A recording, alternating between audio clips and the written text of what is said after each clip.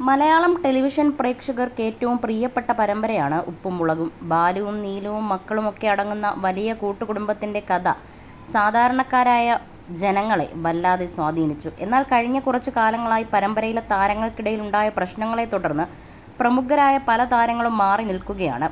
ഇതിനിടയിലും നല്ല രീതിയിൽ ഉപ്പും മുളകും മുന്നോട്ട് പോകുന്നുണ്ട്. ഏറ്റവും പുതിയതായി വാലന്റൈൻസ് ഡേക്ക് ഉപ്പും മുളകും ടീം ഒരുക്കിയ എപ്പിസോഡിന് വലിയ സ്വീകാര്യതയാണ് ലഭിച്ചിരിക്കുന്നത്.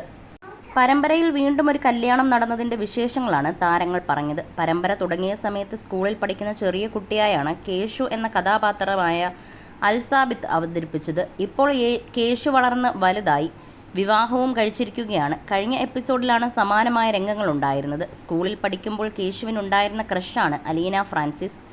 വർഷങ്ങൾക്കിപ്പുറം അലീന വീണ്ടും പരമ്പരയിലേക്കെത്തി. വാലന്റൈൻസ് ഡേ ദിനത്തോടനുബന്ധിച്ച് അലീന ഫ്രാൻസിസ് കേശുവിന് സമ്മാനവുമായി വരികയാണ്.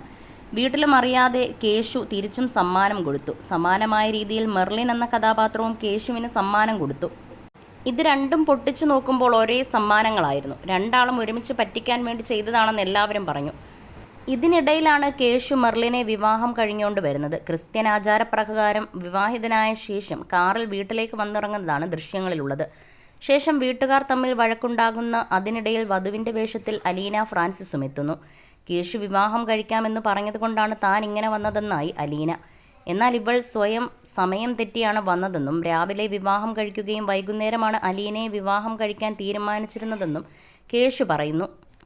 ഇതോടെ രണ്ടുപേരും കേശുവിനെ എറിഞ്ഞൊടിക്കുകയാണ്. സത്യത്തിൽ പാറക്കുട്ടി കണ്ട സ്വപ്നം മാത്രമായിരുന്നു ഈ വിവാഹം. മുൻപും സമാനമായ രീതിയിൽ ഉപ്പും മുളകിലെയും കുട്ടികൾ വിവാഹിതരാവുന്നത് കാണിച്ചിരുന്നു.